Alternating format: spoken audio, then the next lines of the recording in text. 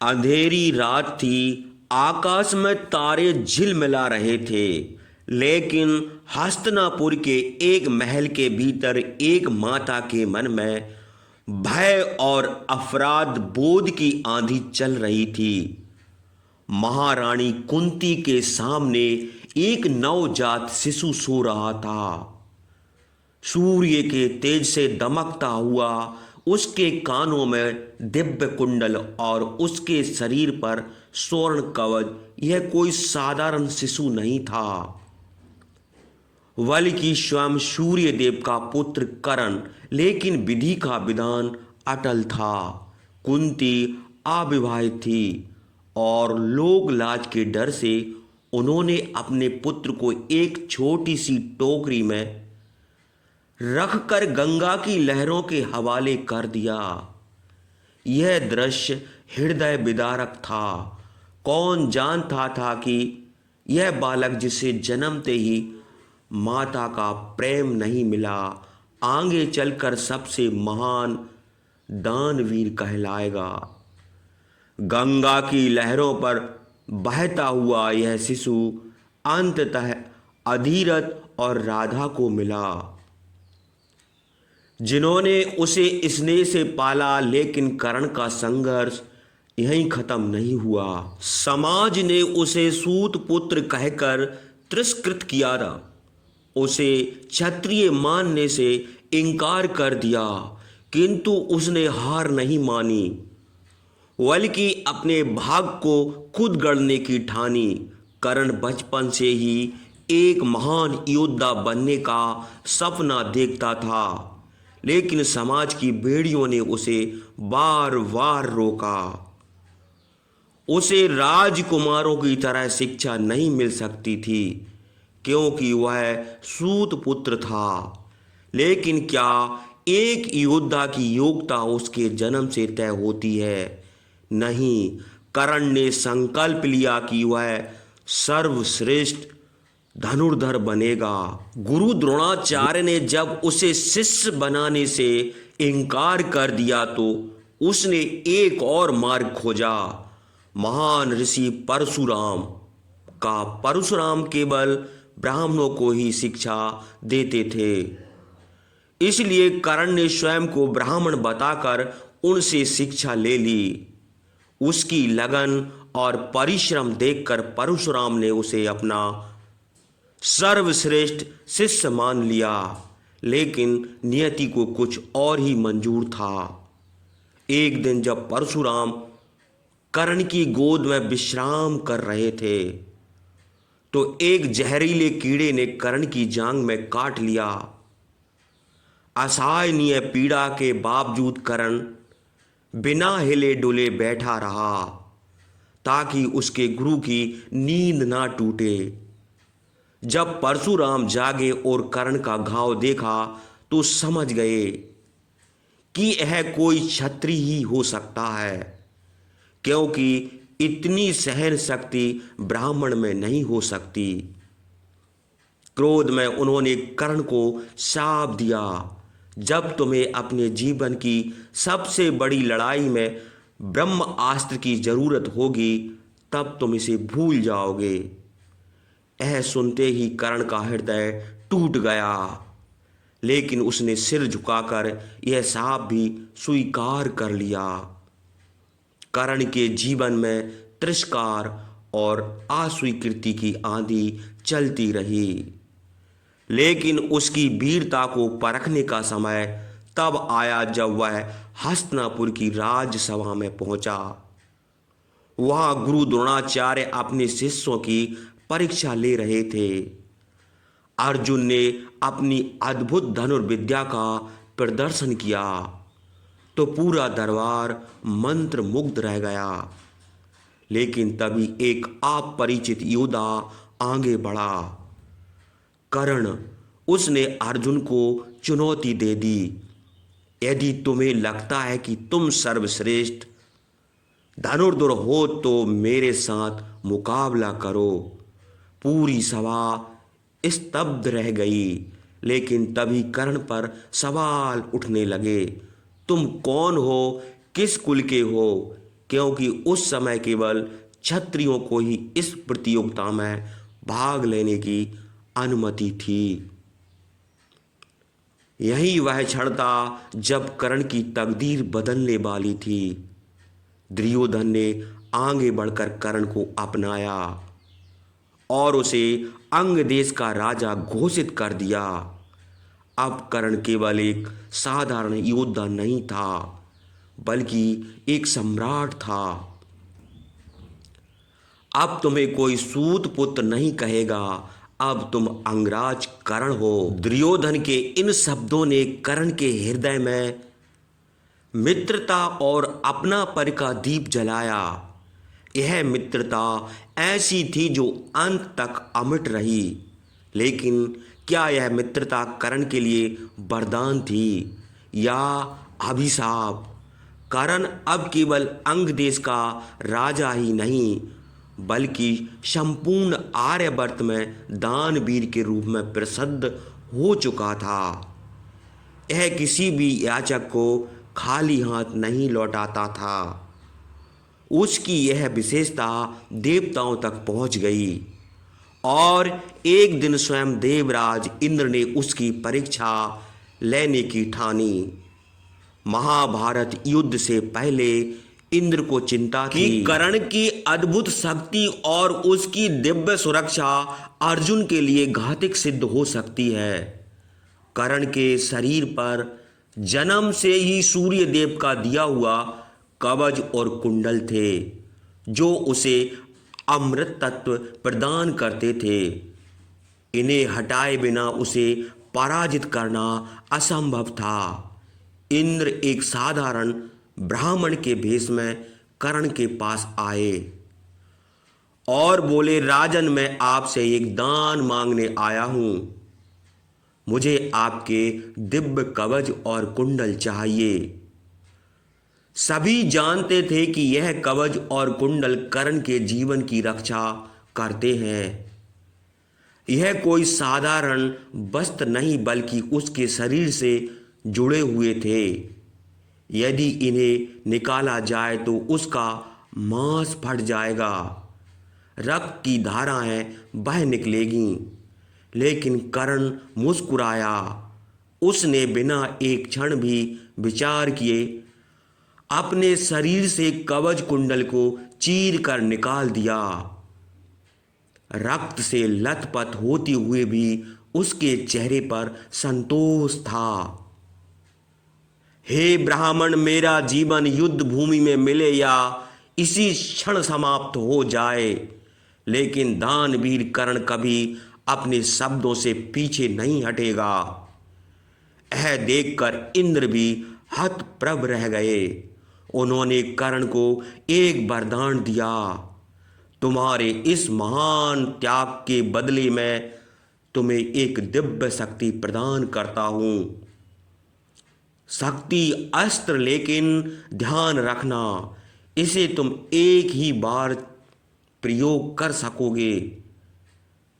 कर्ण ने यह वरदान स्वीकार किया, लेकिन उसे यह नहीं पता था कि यह अस्त्र उसे जीवन के सबसे कठिन निर्णय में डालने वाला था। कर्ण का जीवन हमेशा से दोहरा हो पर खड़ा था। कभी समाज ने उसे सूत पुत्र मानकर ठुकराया, तो कभी उसकी अपनी अच्छाई उसके लिए सबसे बड़ी परीक्षा बन गई। लेकिन सबसे कठिन परीक्षा तब आई जब महाभारत युद्ध की घोषणा हो चुकी थी और कर्ण को अपने असली जन्म का रहस्य पता चला। युद्ध से पहले जब कर्ण सूर्य को अर्घ्य दे रहे थे, तब उसके पास भगवान श्री कृष्ण स्वयं आए। उन्होंने कर्ण को सच्चाई बताई। हे कर्ण, तुम कोई साधारण सूत पुत्र नहीं हो, तुम स्वयं कुंती के पुत्र और पांडवों के बड़े भाई हो। यह युद्ध तुम्हारे अपनों के खिलाफ है। आओ, पांडवों के साथ दो। अर्जुन से बड़ा धनुर्धर कोई नहीं मानता। लेकिन तुम उनसे भी श्रेष्ठ हो। यदि तुम पांडवों के साथ आ जाओ तो यह युद्ध बिना लड़े ही समाप्त हो सकता है। कर्ण स्तब्ध रह गए, जिसे पूरा जीवन सूत पुत्र कहकर अपमानित किया, वही अचानक पांडवों का बड़ा भाई बन गया। उनकी आंखों में आंसू थे, लेकिन उनके हृदय में धर्म और कर्तव्य की जंग छिड़ गई। उन्होंने श्री कृष्ण की ओर देखा और शांत स्वर में कहा, हे माधव, यदि यह सत्य है तो मैं धन्य हूं, लेकिन मैं अपना वचन नहीं तोड़ सकता। जिसने मुझे सम्मान दिया, जिसने मुझे अंगराज बनाया, जिसने मेरी हर मुश्किल में साथ दिया, मैं उसे छोड़कर नहीं जा सकता। यदि मेरी माता कुंती ने मुझे जन्म दिया तो दुर्योधन ने मुझे जीवन दिया। श्री कृष्ण मुस्कुराए। उन्होंने कर्ण की महानता स्वीकार की, लेकिन जानते थे कि कर्ण ने अपने भाग की सबसे कठिन राह चुन ली थी। एक ऐसी राह जो उसे अपने ही भाई से युद्ध करने को मजबूर कर देगी। कर्ण को अपना असली परिचय तो श्री कृष्ण से मिल चुका था, लेकिन उसके लिए सबसे कठिन परीक्षा अभी बाकी थी। महाभारत का युद्ध निकट था और इसी बीच एक रात माता कुंती कर्ण के पास आई। चंद्रमा की शीतल रोशनी में उनका चेहरा भावनाओं से भरा हुआ था। पछतावा, प्रेम, ममता। कुंती ने कर्ण के सामने अपने हृदय की व्यथा रखी। बेटा, मैंने तुझे जन्म दिया, लेकिन समाज के डर से तुझे त्याग दिया। आज मैं तुझसे अपनी भूल सुधारने का अवसर मांगती हूं। मैं चाहती हूं कि तू अपने भाइयों का साथ दे। अपने सगे भाई अर्जुन से युद्ध मत कर। अगर तू हमारे पक्ष में आ जाएगा तो पांडवों की विजय निश्चित हो जाएगी और तू हस्तिनापुर का राजा बनेगा। कर्ण ने अपने हृदय पर पत्थर रख लिया। उसकी आंखों में दर्द था, लेकिन उसका उत्तर अटल था। उसने धीमे स्वर में कहा, मां आपने मुझे जन्म दिया, लेकिन जो स्नेह, जो पहचान, जो सम्मान एक पुत्र को मिलना चाहिए, वह मुझे कभी नहीं मिला। दुर्योधन ने मुझे गले लगाया। जब पूरी दुनिया ने मुझे अस्वीकार किया, मैं उसे धोखा नहीं दे सकता। कुंती की आंखों से आंसू झलक पड़े। उन्होंने कांपती आवाज में कहा, क्या तू अपनी माता की कोई बात नहीं मानेगा? कर्ण ने गहरी सांस ली और एक वचन दिया, मां, मैं आपको वचन देता हूं कि आपके 5 पुत्र सदा जीवित रहेंगे। या तो अर्जुन जीवित रहेगा या मैं अपने भाइयों के विरुद्ध अन्याय नहीं करूंगा, लेकिन अर्जुन से युद्ध जरूर करूंगा। यदि मैं विजय हुआ तो आप मुझे अपना पुत्र मान सकती हैं, और यदि मैं हार गया तो आपके 5 पुत्र फिर से एक हो जाएंगे। यह सुनते ही कुंती को एहसास हो गया कि कर्ण का हृदय कितना विशाल है। वे भारी मन से वहां से चली गईं, लेकिन वे जानती थी कि यह युद्ध अब किसी भी तरह टल नहीं सकता। कर्ण और अर्जुन दोनों ही महायुद्ध के लिए तैयार थे। कुरुक्षेत्र की रणभूमि में जब यह दोनों महान धनुर्धर आमने सामने आए तो पूरी सेना की निगाहें केवल इन पर टिक गईं।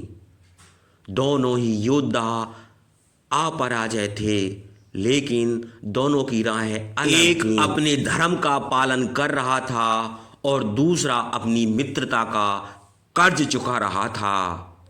जैसे ही शंखनाद हुआ, अर्जुन और कर्ण अपने दिव्य अस्त्र से युद्ध शुरू किया। दोनों की बाण वर्षा इतनी तीव्र थी कि आकाश ढक गया। कभी अर्जुन का गांडीव गरजना करता था तो कभी कर्ण का विजय धनुष प्रचंड वेग से तीर छोड़ता। दोनों एक दूसरे को परास्त करने के लिए अपनी पूरी शक्ति झोंक रहे थे। लेकिन तभी कर्ण के रथ का एक पहिया धरती में धंस गया। यह वही साप था जो उसे परशुराम से मिला था। तू अपने सबसे महत्वपूर्ण युद्ध में अपना ज्ञान भूल जाएगा। कर्ण को अचानक अपने दिव्य अस्त्रों के प्रयोग का ज्ञान नहीं रहा। वह बार बार अर्जुन से विनती करता रहा। अर्जुन युद्ध धर्म कहता है कि जब कोई रथहीन हो तो उसे पर आक्रमण नहीं किया जाता। मुझे अपना रथ ठीक करने दो, फिर हम युद्ध करेंगे। लेकिन श्री कृष्ण ने अर्जुन से कहा, हे पार्थ, कर्ण को याद दिलाओ कि जब अभिमन्यु रथहीन होकर युद्ध कर रहा था तब कौरवों ने उसे कैसे मारा था। युद्ध में अवसर का इंतजार नहीं किया जाता। यही समय है अर्जुन ने कृष्ण के आदेश पर ब्रह्मास्त्र का संघान किया और पूरी शक्ति से कर्ण पर प्रहार किया। कर्ण की आंखों में कोई भय नहीं था, बल्कि संतोष था कि उसने अपना कर्तव्य निभाया। एक प्रचंड गर्जना के साथ अर्जुन का तीर कर्ण के सीने को भेद गया और वह रणभूमि में गिर पड़ा।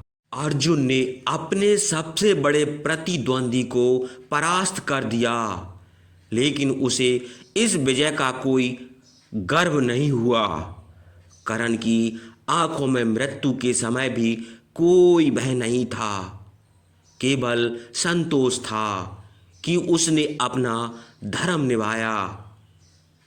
जैसे ही कर्ण की मृत्यु हुई, भगवान श्री कृष्ण स्वयं उसके पास आए और मुस्कुराकर बोले, हे कर्ण, तुमने आज मृत्यु को भी दानवीरता से स्वीकार किया है। तुम्हारा त्याग महायुद्ध की सबसे बड़ी गाथा बन चुका है। लेकिन यह कहानी यहीं समाप्त नहीं हुई। जब यह समाचार माता कुंती तक पहुंचा तो वे जोर जोर से रोने लगीं।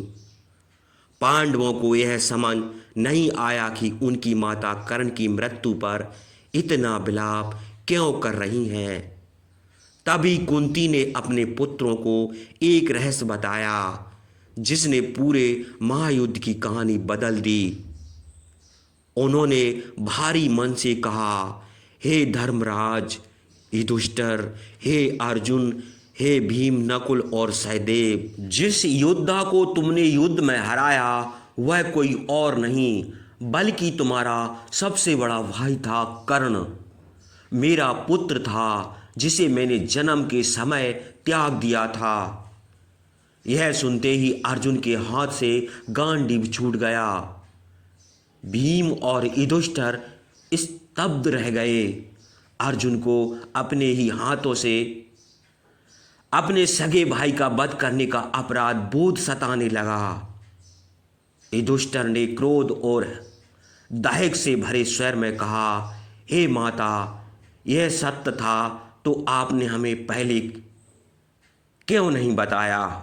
हम अपने ही भाई को अपना सबसे बड़ा शत्रु समझते रहे, जबकि वह हमसे अधिक योग्य और महान था। आपने हमसे हमारा सबसे बड़ा भाई छीन लिया।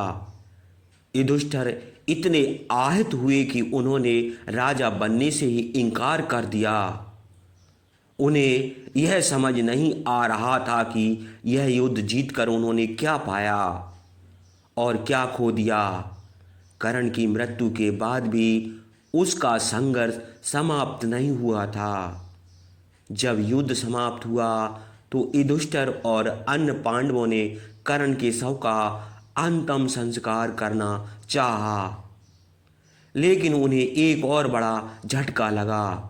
जब उन्होंने कर्ण की चिता जलाने की कोशिश की तो आग की लपटें उसके शरीर को स्पर्श नहीं कर सकीं। पांडव अचंभित रह गए कि श्री कृष्ण मुस्कुराए और बोले, हे पांडव, तुम इसे योद्धा को केवल एक दानवीर मानते थे, वह कोई साधारण मनुष्य नहीं था। कर्ण सूर्य पुत्र था और उसके शरीर में दिव्यता थी। उसके त्याग, धर्म और वचनबद्धता ने उसे अमर बना दिया। फिर स्वयं भगवान इंद्र और सूर्यदेव आकाश से प्रकट हुए। सूर्यदेव की आभा इतनी तेजस्वी थी कि पूरी धरती स्वर्णमय हो उठी। उन्होंने कर्ण की आत्मा को संबोधित करते हुए कहा, वत्स कर्ण, तुम्हारी दान, वीरता और त्याग ने तुम्हें देवताओं के समक्ष बना दिया है। मृत्यु के बाद भी तुमने धर्म का मार्ग नहीं छोड़ा। अब समय आ गया है कि तुम देवलोक में आओ।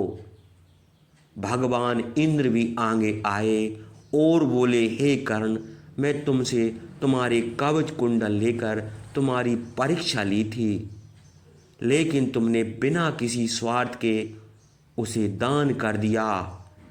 अब मैं तुम्हें अमरता का आशीर्वाद देता हूँ। तुम देवताओं के बीच सम्मानित रहोगे। इतना कहते ही स्वर्ग से एक दिव्य विमान आया और कर्ण की आत्मा उसमें समा गई और पांडवों ने सिर झुका लिया। उन्होंने समझ लिया कि उन्होंने कितनी बड़ी भूल कर दी थी, जिसे वे हमेशा अपना शत्रु मानते रहे। वह उनसे कहीं अधिक महान और पूजनीय था। युधिष्ठिर ने प्रण लिया कि वे अपने राज्य में कर्ण के सम्मान में एक भव्य मंदिर बनवाएं, ताकि आने वाली पीढ़ियां इस महान योद्धा के बलिदान को याद रखें। कर्ण की मृत्यु के बाद भी उसकी कहानी खत्म नहीं हुई, बल्कि वह एक महान आदर्श बन गई। आज भी लोग कर्ण को दानवीर कर्ण के नाम से जानते हैं, क्योंकि उसका त्याग और बलिदान असाधारण था। उसने कभी अपने जीवन की कठिनाइयों को धर्म और कर्तव्य से बड़ा नहीं समझा। महाभारत के इस प्रसंग से हमें क्या सीख मिलती है? एक सच्चा योद्धा वही होता है जो विपरीत परिस्थितियों में भी धर्म का पालन करे। कर्ण ने जीवन भर अपमान और तिरस्कार सहा, लेकिन उसने कभी अपने सिद्धांतों को नहीं छोड़ा। वास्तविक महानता त्याग और दानवीरता में होती है। कर्ण ने अपनी जान की परवाह किए बिना हर उस व्यक्ति को दान दिया जो उसके पास आया।